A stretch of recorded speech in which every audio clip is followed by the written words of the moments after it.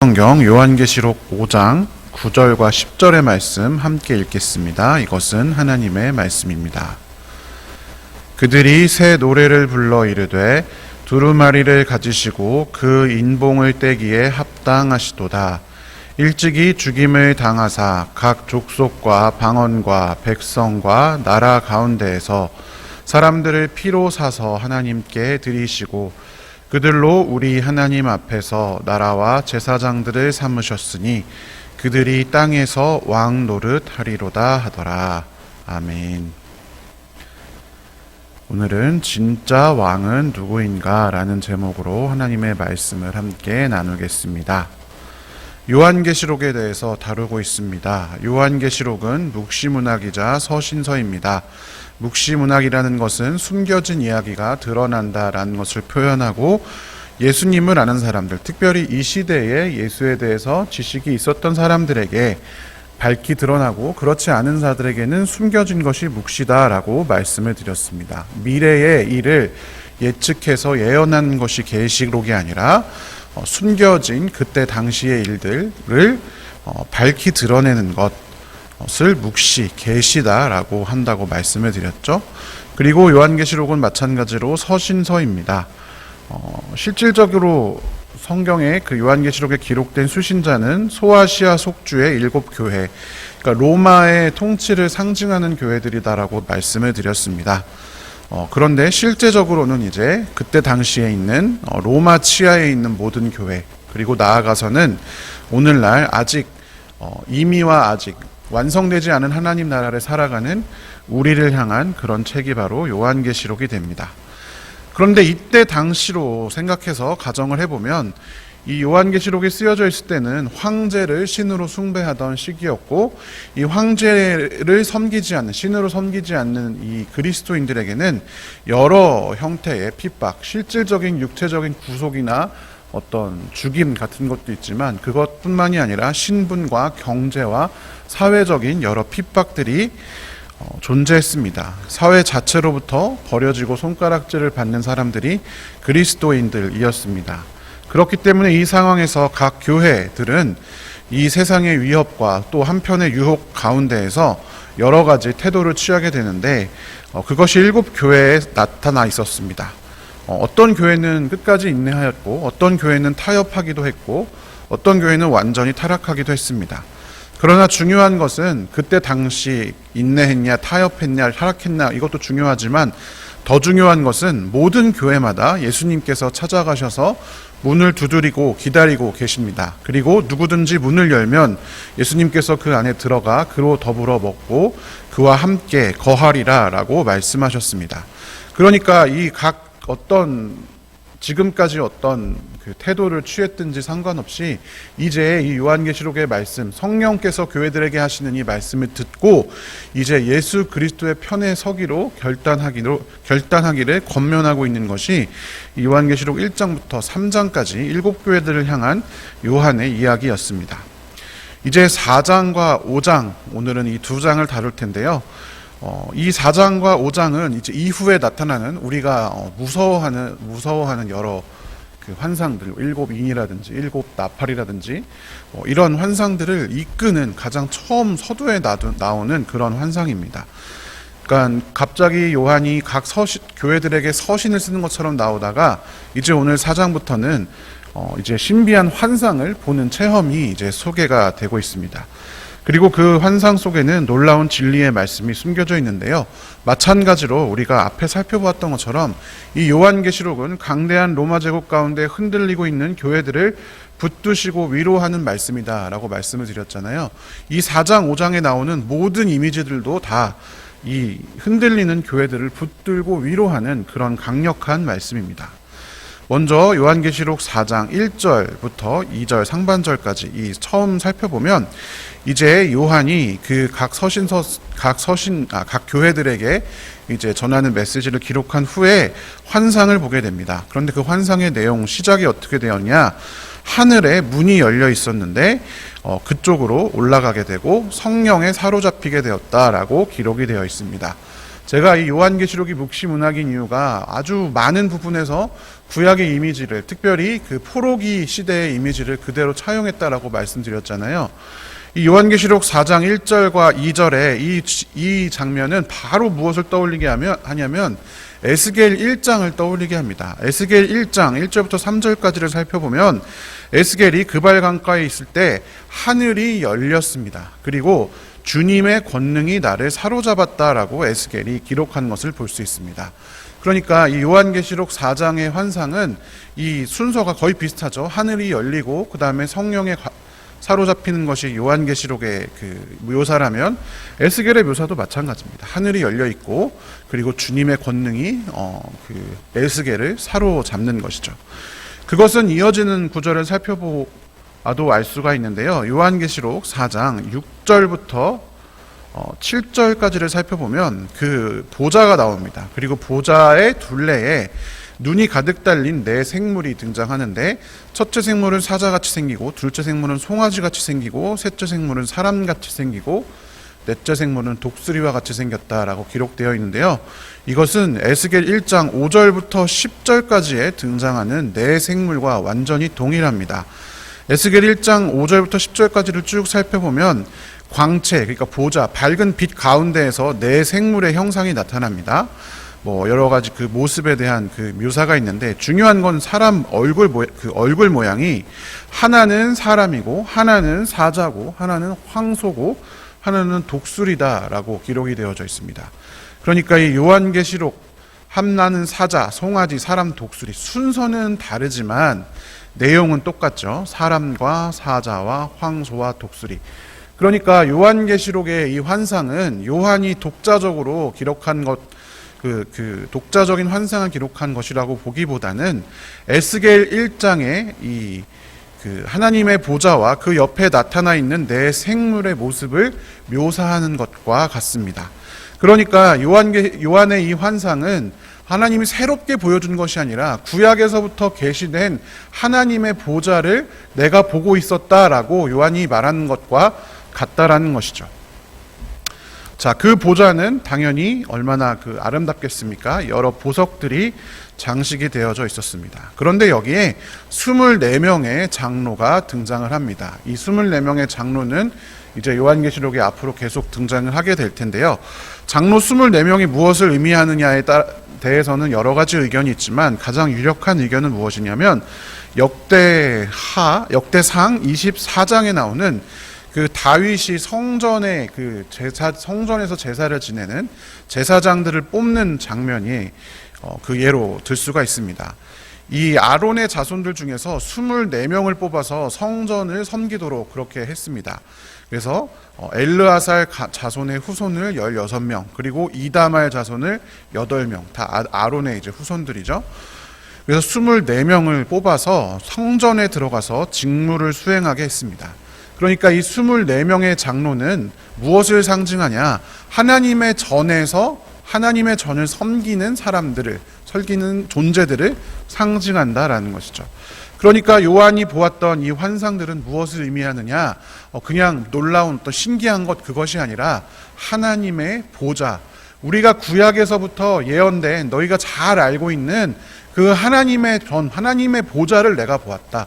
지금 내가 묘사한 것이 하나님이다라고 이야기하고 있는 것과 같습니다. 자, 이어지는 하나님의 보좌에 대한 설명입니다. 이 네 생물이 각각 날개가 6개씩 달려 있었죠. 그런데 이 날개가 6개 달린 네 생물이 무엇을 하고 있냐면 거룩하십니다, 거룩하십니다, 거룩하십니다. 전능하신 분 주 하나님, 전에도 계셨으며 지금도 계시며 또 장차 오실 분이십니다 하고 외치고 있었습니다. 자, 에스겔 1장에 등장했던 이 네 생물이 이렇게 하나님을 찬양하고 있는데 날개가 6개가 달렸다라고 묘사가 되어 있습니다. 이것은 또 무엇을 구약에 어디에 등장하냐면 이사야 6장에 등장합니다. 이사야 6장에서 이사야가 또 하늘 보좌의 환상을 보는데 스랍, 천사에 가까운 그런 스랍, 어떤 존재들, 천상의 존재들이 서 있었습니다. 근데 그들은 날개를 6개 가지고 있었죠. 요한계시록에 묘사한 것과 정확히 동일합니다. 그런데 이들이 찬양을 하고 있습니다. 거룩하시다 거룩하시다 만군의 주님, 온 땅에 그의 영광이 가득하다. 그러니까 거룩을 3번 찬양하는 이 역할을 천상의 스랍들이 이사야 6장에서 하고 있었던 것이죠. 똑같은 역할들을 요한계시록 4장에서 하고 있습니다. 그런데 이 요한계시록 4장의 찬양 내용과 이사야 6장의 찬양 내용의 차이가 하나 있는데요. 자, 이사야 6장을 살펴보면 거룩 그리고 주님, 여기까지는 같지만 뒤의 내용이 온 땅에 그의 영광이 가득하다. 그러니까 지금 하나님의 영광이 가득하다라는 것을 말하고 있습니다. 요한계시록 4장 8절을 살펴보면 마찬가지죠. 거룩 주님, 그리고 전에도 계셨고 지금도 계시다. 그의 영광이 이전에도 있었고 지금도 있었다 까지는 동일하다고 볼 수 있습니다. 그런데 한 가지 강조되는 것은 또 장차 오실 분이십니다 라는 것이 강조되어 있습니다. 그러니까 사도 요한은 무엇을 이야기하고 싶었냐, 내가 하늘에서 내가 본 것은 구약에 예비되어 있는 그 하늘 보좌를 그대로 보았는데 그분이 반드시 다시 오실 것이다 라는 것을 사도 요한은 더 강조해서 말하고 있는 것이죠. 이어지는 4장 10절부터 11절까지를 살펴보면 아까의 그 24 장로가 이제 하나님께 찬양을 드립니다. 주님께서 만물을 창조하셨으며 만물은 주님의 뜻을 따라 생겨났고 또 창조되었기 때문입니다.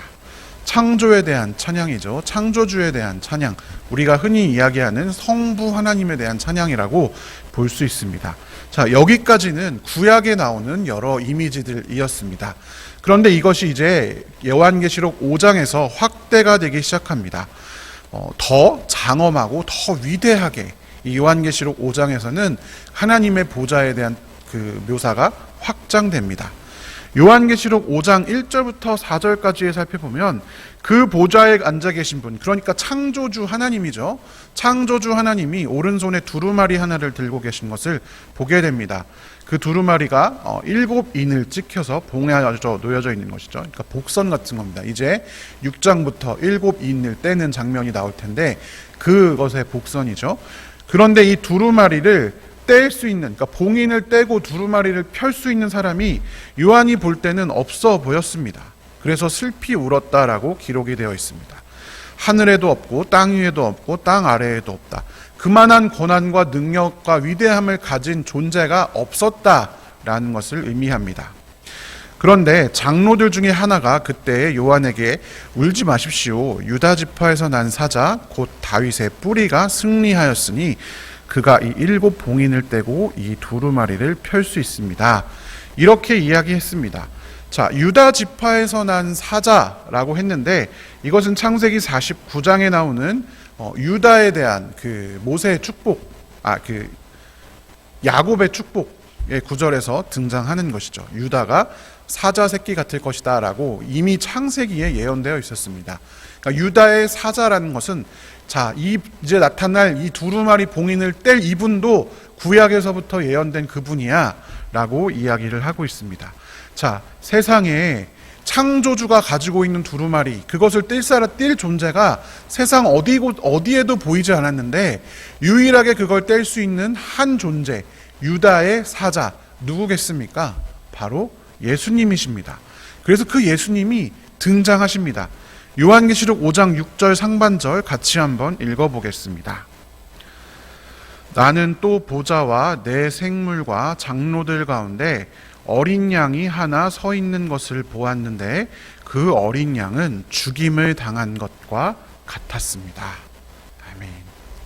자, 이제 이 봉인을 떼러 한 존재가 나타나는데 그 존재는 자기가 보았을 때는 세상에서 그걸 뗄 만한 존재가 보이지 않았는데 보이지 않았던 아주 작은 어린 양, 심지어 죽임을 당한 것과 같은 어린 양이었습니다. 여러분 혹시 그 양떼 목장 같은 데 가보신 적이 있으신가요? 여행으로? 가보면 이제 양들이 막 풀어져서 이렇게 여러 돌아다니잖아요. 근데 큰 양은 제가 옆에 가도 약간 무서워요. 영이 크고 막 빨리 달려들면은 약간 아플 것 같고. 근데 어린 조그만 새끼 양을 보신 적이 있나요? 조그만 새끼 양은 털도 별로 없습니다.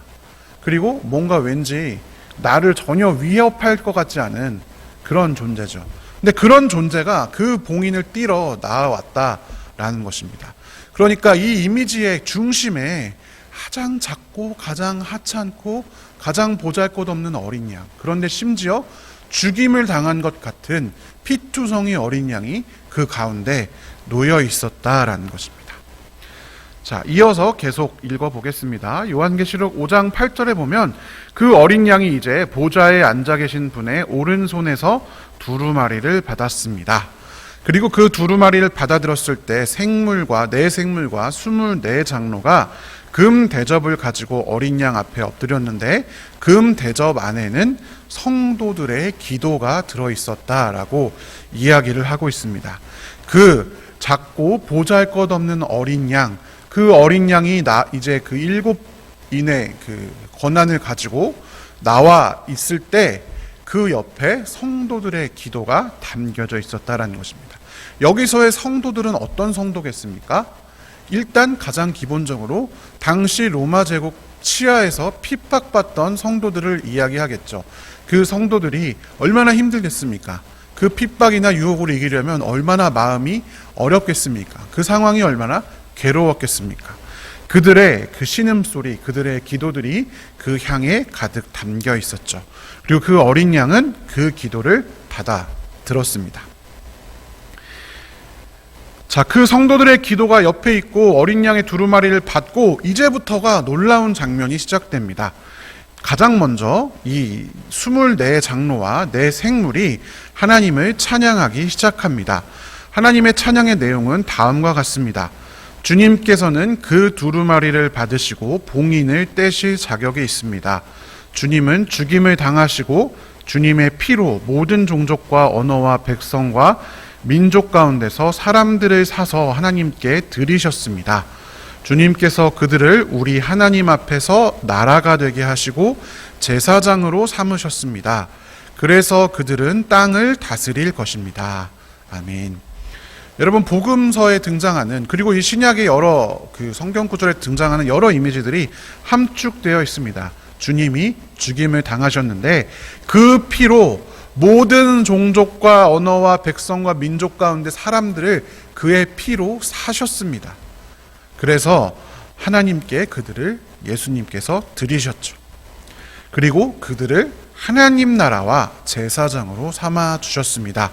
그것이 내 생물과 24명의 장로가 부른 노래입니다. 그런데 이 노래가 여기서 끝나지 않습니다. 이 요한계시록 5장 뒷절 11, 12절을 보면 이 네 생물과 24명의 장로의 찬양이 끝나자 바로 뒤에 그 수많은 천사가 서 있었습니다. 그러니까 마치 이걸 뮤직비디오 같다고 생각하시면 돼요. 처음에 24명의 장로와 4생물이 어떤 찬양을 부르죠. 근데 갑자기 주마웃이 확 되더니 사실 그 뒤에는 수만의 엄청나게 많은 천사가 있었습니다. 그리고 그들도 노래를 부르는데 당연히 24명 플러스 4존재, 28 그 존재가 부르는 찬양보다 훨씬 큰 목소리가 나겠죠. 수만의 천사니까. 그 수만의 천사가 이번엔 이렇게 노래합니다. 죽임을 당하신 어린 양은 권세와 부와 지혜와 힘과 존귀와 영광과 찬양을 받으시기에 합당하십니다. 그러니까 그 초라한 존재, 보잘것없는 그 죽임을 당하신 어린 양이 정말 위대해지는 순간이죠. 수만의 천사가 그 어린 양을 찬양하니까. 그런데요, 거기서 끝나지 않습니다. 이어지는 5장 13절, 14절 같이 한번 읽어보겠습니다. 나는 또 하늘과 땅 위와 땅 아래와 바다에 있는 모든 피조물과 또 그들 가운데 있는 만물이 이런 말로 외치는 소리를 들었습니다. 보좌에 앉으신 분과 어린 양께서는 찬양과 존귀와 영광과 권능을 영원 무궁하도록 받으십시오. 그러자 내 생물은 아멘 하고 장로들은 엎드려서 경배하였습니다. 아멘. 수만에서 더 많아집니다. 하늘과 땅 위와 땅 아래와 바다에 있는 모든 피조물, 모든 만물들이 하나님을 찬양하는, 어린 양을 찬양하는 장면이 등장하는 거죠. 여러분 한번 생각해 보십시오. 당대에 사람들이 있었다고 생각해 보십시오. 오늘날처럼 무슨 매체가 많지 않지 않겠습니까?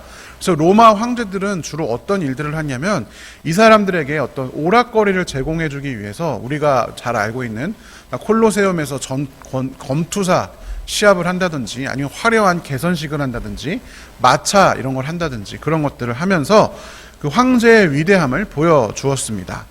그러니까 이 사람들은 자기가 태어나서 본 가장 위대하고 가장 웅장한 행렬이 무엇이냐? 황제의 행렬입니다. 황제가 나타났을 때 얼마나 그 황제가 그 권한과 그 능력이 위대해 보였겠습니까? 황제를 섬기는 종교 행사가 있었다면 그것이 얼마나 성대하고 얼마나 컸겠습니까? 혹시 로마에 살고 있는 성도라고 한다면 황제의 행차나 황제의 그 통치의 이미지가 얼마나 압도적이었겠습니까? 우리가 오늘날 가만히 앉아서 막 여러 위대한 훌륭한 건물들이나 이런 걸 보면서 경이로워하지만 그것과는 정말 비교도 안 될 만큼 일생에 한 번 볼까 말까한 아주 엄청 위대하고 압도적인 행렬이 황제의 행렬입니다. 그런데 요한은 그것을 가득하게 또 뛰어넘는 진짜 통치자의 이미지를 그려내고 있습니다. 이 요한계시록 4장, 5장을 통해서요. 로마 황제마저도 풀 수 없는, 아무도 풀 수 없는 완전히 봉인된 두루마리, 그것을 유일하게 풀 수 있는 한 존재가 있었습니다. 그 위대한 권력과 명예를 지닌 그 존재는 24명의 장로에서부터 시작해서 수천 수만의 천사, 그리고 세상 모든 만물의 경배를 받는, 찬양을 받는 그 큰 소리의 찬양을 울려 퍼지는 그 장면의 주인공이었습니다. 그것을 여러분 머릿속으로 한번 그려보십시오. 얼마나 위대하겠습니까? 얼마나 대단하겠습니까? 얼마나 압도적이겠습니까? 살면서 보았던 어떤 황제의 행차, 어떤 황제의 축제보다 화려하고 웅장하겠습니까? 그런데 그 정점에 있는 분이 그 만물부터 이제 천사부터 장로 그리고 그 안에 보좌, 그 보좌 위에 있는 분이 죽임당하신 어린 양, 그 정점에 그 죽임당하신 어린 양이 놓여져 있는 것입니다. 인간이 보기에는 보잘것없는 죽임을 당한 것 같은 피로 물든 힘없고 작은 어린 양, 누구나 모가지를 비틀어 죽일 수 있을 것 같은 보잘것없는 모습이 그 위대한 행차의 정점에 서 있습니다. 그렇지만 우리가 믿는 바 그 안에는 놀라운 진리가 있습니다.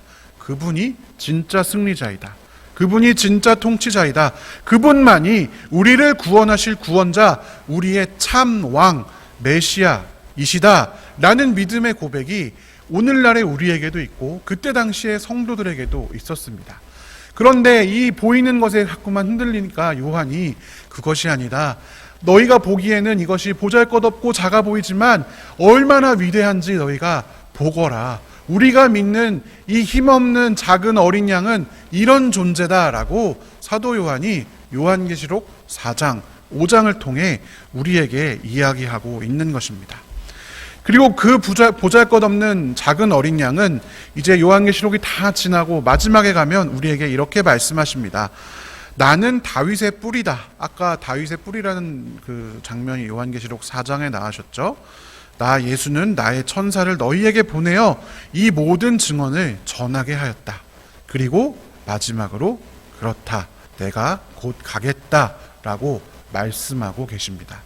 그러니까 당대의 로마의 그 통치하에서 신음하던 유혹과 시험과 핍박 가운데 놓여져 있던 그리스도인들이 끝까지 믿음을 포기하지 않고 너희가 믿는 것이 지금 보잘것없어 보이고 아무 능력이 없어 보이고 너희 삶에 무슨 영향력이 있는 것처럼 보이지 않지만 결국에는 이것이 최종적인 승리를 우리에게 가져올 것이다. 그것이 지금 당장 우리가 볼 때에는 아무 힘도 없어 보이고 보잘것없어 보이지만 결국엔 그분이 진짜 왕이다라고 사도 요한이 말하고 있는 것입니다. 사랑하는 성도 여러분, 오늘 우리도 시험과 유혹과 핍박 가운데 놓여져 있습니다. 그리스도인이 그리스도인답게 이 땅을 살아가며 하나님을 사랑하고 이웃을 사랑하는 일이 녹록하지가 않습니다. 그러나 그럼에도 불구하고 우리가 오늘도 포기하지 않고 끝까지 우리의 일상 가운데 하나님 사랑과 이웃 사랑을 놓치지 않을 수 있는 유일한 이유는 그 아무런 힘없어 보이는, 아무런 변화 없어 보이는, 아무런 영향력 없어 보이는 작은 죽임당한 것 같은 어린 양, 그분이 우리가 믿는 참 하나님, 참 왕, 참 구원자 예수 그리스도이시기 때문입니다.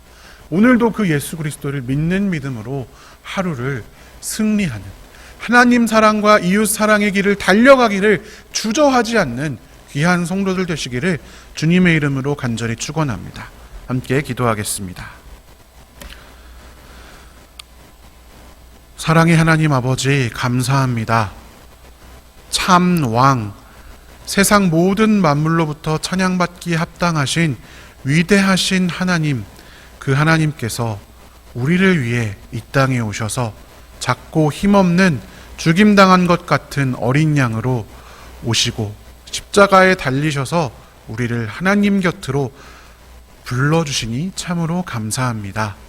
하나님, 오늘도 우리가 그 진리를 믿는 그리스도인으로서 살아가기 원합니다. 하나님 나라를 살아가기 원합니다.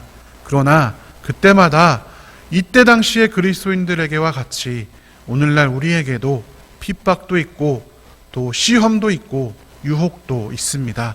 하나님, 그러나 우리가 오늘 이 요한계시록 말씀을 통해서 주신 그대로 하나님이 마침내 참 승리하실 것임을, 그 보잘것없는 어린 양이 참 왕이심을 다시 한번 기억하게 하여 주시옵소서.